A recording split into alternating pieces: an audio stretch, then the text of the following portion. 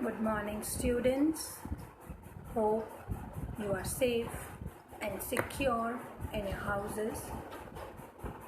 Let us move on to the discussion of chapter 7, that is India, location, border, area and physiography.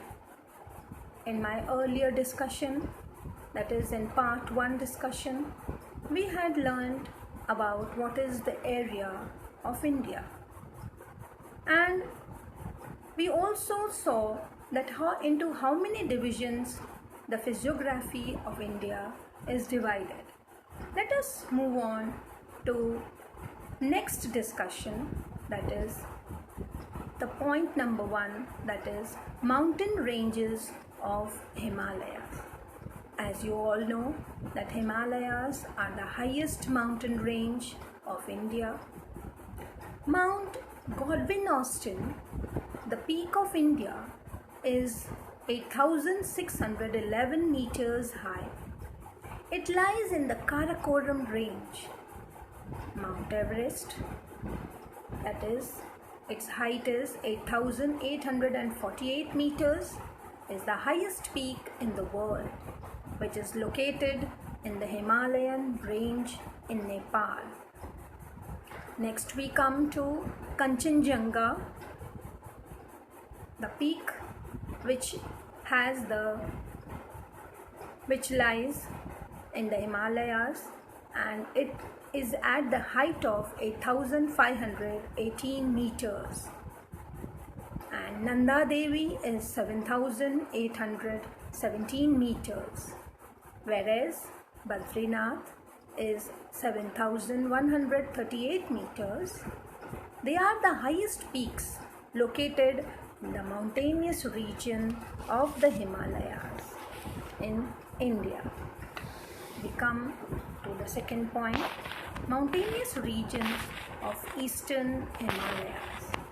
The eastern part of the Himalayas is mountainous. The Patkoi and the Lushai hills form parts of the eastern Himalayas. Now you can see in the map that the Himalayas extend in the east also, and the highest peak is the Lushai and the Patkoi. Then we have the Garo, the Khasi, the Jaintia and the Naga. The hill form parts of the southern Himalayas from the east-west direction. We come to the second point, the plains of North India. As we move on to the physiography of India, after the Himalayan range, we come to the plains. After the mountains, we come now to the plains. The plains are the landforms which are on the south of the northern mountain range, are formed by the alluvium. Once again, I repeat the second point, the plains of North India. The plains to the south of the northern mountain range are formed by the alluvium brought by the Himalayan and the peninsular rivers. They cover the vast area of northern India. That is why they are known as the plains of North India. The plains made by the rivers are so vast that it is one of the largest plains in the world formed by the rivers. Due to the vastness of these plains, it is one of the most prosperous and populated areas of India. So, we come to the next point, the central and Deccan plateaus of India. Now we come to the central and the Deccan plateaus. The central and Deccan plateaus lie to the south of the plains of North India. They are spread like a triangle. You can very clearly see in the map the triangle which is formed by the pink in color. It is spread like a triangle surrounded by water bodies on 3 sides. So it is called a peninsula. It is the oldest landmass made up of rocks. So, we know that peninsula is formed by, it is surrounded by water on all three sides. It is the oldest landmass made up of rocks. The rift valleys of the Narmada and the Shan rivers are located in this plateau. This plateau is further divided into two parts, the Malwa Plateau to the north and Deccan Plateau to the south. The soil in this plateau is not very fertile, but because it is black, this area yields a variety of crops and is also treasure house of many minerals. So we know the Deccan Plateau is a treasure house of minerals. Now we move on to the fourth point, that is the coastal plains.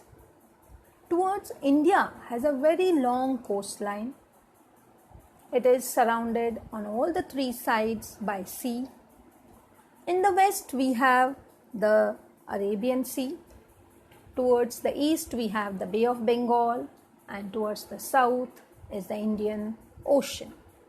The coastline is approximately 7,517 kilometers long. The coastal region is made up of narrow plains. The oceans lies on one side of the coastal plain, while the peninsular plateau lies on the other. The region lying to the east of the Eastern Ghats is known as the Eastern Coastal Plain. It is well known for its fishing industry, and we can see that Chennai, Pondicherry, Machilapatnam and Vishakhapatnam are the well-known ports located on the Eastern Coastal Plain. The region lying to the west of the Western Ghats is known as the Western Coastal Plain. It is narrower than the Eastern Coastal Plain. This area has black, fertile soil with alluvium deposits, which is conducive to the growth of crops. The Western Coastal Plain is renowned for its transportation services and fishing industry. The major ports and cities like Mumbai, Kandla, Mangalore, Calicut and Thiruvananthapuram are located in this region. We all know that Kandla is a port, Mumbai is also a port. So, transportation is carried out through these ports. India has flourished because of these ports. And we move on to the next topic, that is the archipelagos, that is the islands. Now, we all know what are islands. It is a piece of land smaller than a continent that is surrounded by water. It is an island. A group of many such islands form an archipelago. The Lakshadweep and the Minicoy Islands are situated in the Arabian Sea. Now, yes, children, you know where is Arabian Sea? Arabian Sea is towards the west of India. So, we have the Lakshadweep and the Minicoy Islands situated in the Arabian Sea. Whereas the Andaman and the Nicobar Islands are situated in the Bay of Bengal towards the east of India. And towards the east of India, we have the Bay of Bengal, and we have the Andaman and the Nicobar Islands in the Bay of Bengal. Now, coming to the next physical feature of India, we come to the deserts. The desert of Rajasthan lies to the west of the Aravalli mountain range. The soil here is sandy and the climate is dry and unbearable. Most of the time, this region receives less than 20 centimeters of annual rainfall. So, we can very clearly see that there is shortage of water. Hence, it faces water shortage and remains dry, barren and uninhabited. Due to the scarcity of water and unavailability of basic necessities, the population of this region is very less. It is quite natural, children, that when these basic necessities are not fulfilled, human beings cannot survive. So that is the reason the inhabitants is not there. People are less. Date palms and caravans pulled by camels are seen in this region. North Rajasthan is being irrigated through the river Satluj via the Indra Canal. So, in order to fulfill the water shortage, North Rajasthan is being irrigated through the river Satluj via the Indra Canal. Satluj is originating in the north. The canal has succeeded in turning the area fertile and favorable for agricultural growth. The kind of desert in the run of Kutch differs from the desert of Rajasthan.